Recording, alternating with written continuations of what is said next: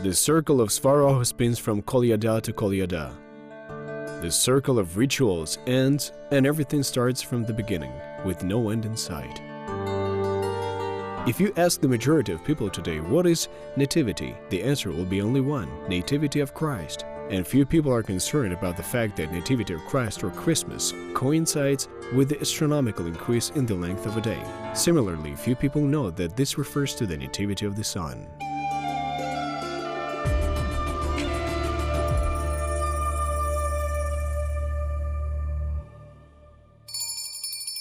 Consequently, the Nativity of the Sun, or Kolyada, was the starting point of the early Ukrainian calendar and the first solar holiday of the four main ones: Nativity, then Easter, after the vernal equinox, then Kupala, in honor of the longest day of the year, and finally the holiday Svitovid, in honor of the harvest and the autumnal equinox. Sun-worshipping grain growers lived in harmony with nature as they understood their dependence on natural cycles. Hence, their way of thinking and the rhythm of life were determined by the sun and natural cycles, according to popular belief, on the day before the Nativity on December 19th, and for Orthodox Christians it's December 6th. Veles came down in heavenly beams. Now he's known as Santa Claus, Saint Nicholas, or just Santa. Veles is one of the oldest gods. He's considered the god of abundance. With his arrival, the study of carols begins when people are preparing for Nativity. It was Veles who taught our forefathers how to plow the land and sow the cereals. Initially, Veles was a patron of the spirits of the ancestors. Veles is a contact between the world of living people and deceased relatives. In honor of Veles, during the harvest work, people still leave a bit of unharvested corn on the field, the so-called beard of Veles, although most people call it the beard of Spas, grandfather's beard, or in some case, the beard of Perun. But that does not change the fact. From that corn, people made the Didukh, a sheaf of wheat, that is the grandfather's spirit. It is the main ritual paraphernalia of the Nativity. Didukh begins with the harvest. People prepare Didukh starting from the summer during the harvest of crops, because this land has always been the land of grain growers, and they developed their craft to such an extent that they even began to depict their deities not only in the form of figurines made of clay or wood, but also in the form of sheaf or wheat. When the harvest was over, the farmer always kept one of the best sheaves and stored it until the Nativity. But with the beginning of the Nativity, he shaped such a structure in the form of a tree with 7 levels, which is a symbol of the family, the symbol of the ancestor, and most importantly, the symbol of God. This is one of the most ancient images of God. Didukh consisted of various cereals, mostly those that the farmer was growing. Someone could grow rye, someone could have grown oats, someone else wheat, and some other farmer could have grown just about anything. It depended on what the family was growing. There are many ways of making Didukh, but one of the most common is Didukh in the form of a tree with 7 levels.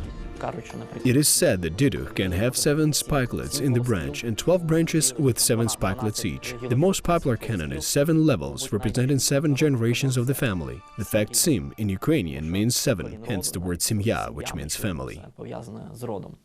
The number 7 is quite prophetic. According to ancient rites, there existed a calendar system. It is possible that Didukh was a presentation of this calendar system. The whole family was involved in this process. There was such a custom that Didukh was brought in by a man. The housewife brought the kutya in a pot. That was considered the moment of ascension of the spirit of ancestors. There is no such thing as a bad Didukh, because if an old woman takes a wisp of cereals and places it in the house, then she will already have a Didukh. The most important thing is faith. In general, the figure of Didukh is lost in time, as it is impossible to determine its age. Apparently, it existed since we started living on this land and sowing wheat, before the time when we started calling ourselves Ukrainians. The master always collects these spikes when they're green, as soon as they have bloomed, because the grain is not yet ripe, it is not yet seeding, and they have a very beautiful appearance. These Didukh can be stored for more than a year. But back in those days, they saved that last sheaf of wheat and used it to make Didukh. The spikes were different. They were already sloping and the grain was seeding. They symbolized seeding or giving birth to a new life. Didukh is a symbol of eternal life. Even the Christmas tree, which came to us from other countries, we consider a symbol of eternal life as it is green. So Didukh is renewed every year at Christmas, thus connecting the old generations with the modern. We thresh it, sew it, and then make it again. And so from year to year there is a revival, a resurrection. The Didukh was solemnly brought into the house either right before Christmas Eve and was placed in the corner of the house together with the three kalach, or on Christmas Eve, representing an avatar of the newborn sunshine, the son of Kolyada.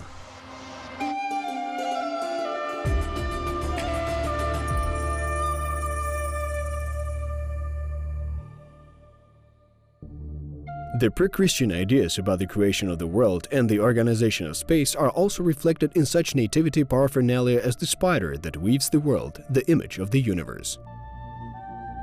A spider is a representation of ancient people's beliefs about the universe, about cosmic laws. We are now speaking in the language of science, but long ago people spoke the language of myth and thus imparted it to us. And how do you impart knowledge about the universe, about space? Through faith, passing it on to the next generations, to our children. If you look at the lace of the web, you can see a clear structure, as if the Creator began to weave the world around itself. That's what a spider does. The central module is a female spider, and the small modules start from it. These can be children, grandchildren, and then great-grandchildren. And if we place something in the middle, this will be the unborn generations. In addition to the universe, it is a symbol of the generation, like Didukh. The length of the straw may vary, depending on what size of the spider you have in mind, but the quantity per module is always 12, because this is its geometry. There are different modern forms, but the most ancient, most traditional Ukrainian spider has a pyramid form, although it is known in many nations. We call it spider, Lithuanians straw gardens. Even Finns know it under the name Himeli, which means heavenly. The spider was attached to the central ceiling beam. It is sort of a prototype of the star, the first moment of the creation of the world, because the spider is the creation of the world. It's like the Big Bang Theory, at first one module, then the next one, and so on. It was also thought that the ancestors descended on the Nativity. A spider absorbs negative energy when spinning its web, hence the custom of burning it, as it absorbed all forms of negative forces. Some burn a spider on the vernal equinox, while others keep it in the house throughout the year.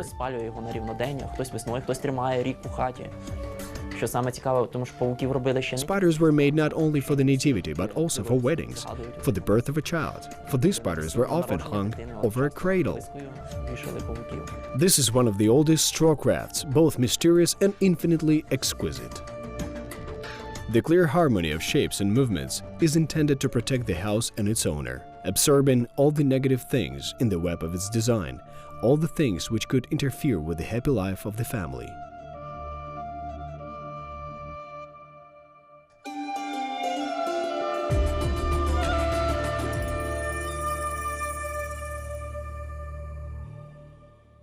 Several varieties of bread were baked to celebrate the Nativity.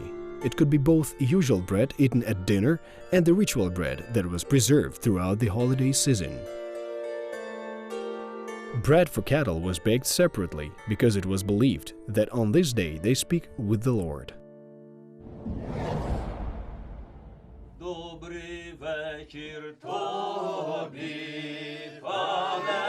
The rich ceremonial component of the Nativity, which was preserved for centuries, did not allow forgetting about original folk holidays that our people celebrated since ancient times. People used to sing, "Rejoice, O rejoice the earth, a new year was born." Kolyada was possibly the goddess of heaven in ancient Ukrainian tradition, the mother of sun, the wife of Dashbal, the main god. Her name probably comes from the word kolo, or circle, the original name of the sun. By caroling, people not only sent holiday greetings and by no means asked for a treat. In ancient times, the caroling had a magical meaning. When the sun was completely weak, Chernabo, the black god, sent insidious Korachun to the earth to steal the sun and hide it from people in the underground kingdom, so that Chernabo would reign, and with him eternal gloom and death. But the sun could not die. People prayed to the sun and watched its revival when it rose over the earth, new and strong, after bathing in water. And the evil Chernobyl minions were scattered and spring came to the earth. And in order to support the luminary, people sang glorifying songs to it loudly, chorally. These songs were called Kolyadki, because the sun they mentioned was Kolyada. Everyone greeted each other, went to inform the elderly and the children of the revival of the sun, hence the victory over the forces of darkness. The Kolyadki singers used to carry the star with them, and it was octagonal, representing the union of male and female principles. We know that the Nativity, the Feast of Carols, coincides with those days when all that was in a state of chaos is structured, is in need of reprogramming, purification and reconfiguration, and accordingly, when the carolers came to the farmer, it was not just the lads, whom he knew from the street and saw every day. It was already a visit from the people whom he did not perceive as his fellow villagers. He perceived them as ancestors, as forefathers of the family that came to visit us in this visible world.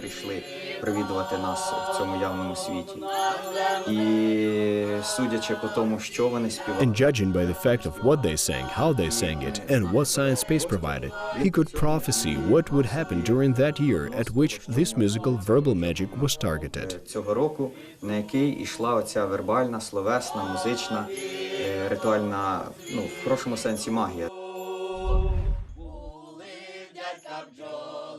The Ukrainian nativity is around 10,000 years old. This is the age of the grain-growing culture of Ukraine. The vertap, or nativity scene, was then not the spectacle that it is today, rather a sacred ritual act, in which the main ritual moment was a song, prayer, or carol. The nativity carolers were considered annual guests because they were heralds of good news about the birth of the sun once a year, wished a good harvest, and scared away the dark forces with the fire of the sun star. For this, they were really gifted. The ritual bells of the carolers were obligatory, because the bell brings purification, or even as modern scientists say, it has sort of a bactericidal property, and it has a very positive effect on human health, on the cleansing of space.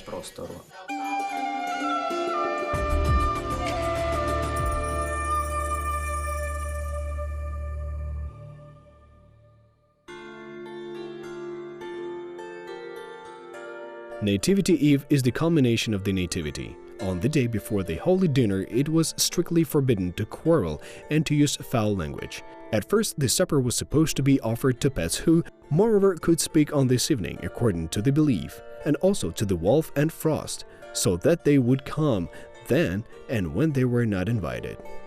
12 logs were used for the cooking of the Holy Dinner, which were harvested in the course of 12 days, and 12 dishes were cooked on the fire. Moreover, the fire was also alive. It was a need fire. The main nativity dishes were placed in the corner of the house. A special place was reserved for the Didukh. Kalash was placed in the corner of a room, and kutya with uzvar were placed on the table. Before sitting down for a holy dinner, people blew on the bench, because according to their beliefs, all the ancestors of the family gathered here, first by the stove, and then at the table, and sitting on them was taboo. People sat down to have the holy dinner when the first star appeared in the skies. In modern times, this first kutya, though called a rich one, is Lenten. Before Christianity, it was not Lenten, and it was obligatory to have the nativity piglet on the Christmas Eve table. Kutya, a dish that stood in a red corner, was as a rule made from whole wheat, and was thickened with uzvar and honey. Kutya, uzvar, and 3 kalachi were the main ritual of the meal on the nativity. It came from ancient times as a vegetable offering to the gods. Either during dinner or after, the children hid under the table and from there imitated the screams of domestic animals so that they would be healthy. The father bowed down and hid himself behind the mounds of kalachi and pies and asked the children whether they could see him. He also wished that they not see him in this position the following year. A teaspoon of kutya was thrown to the corners of the ceiling so that bees would swarm around it.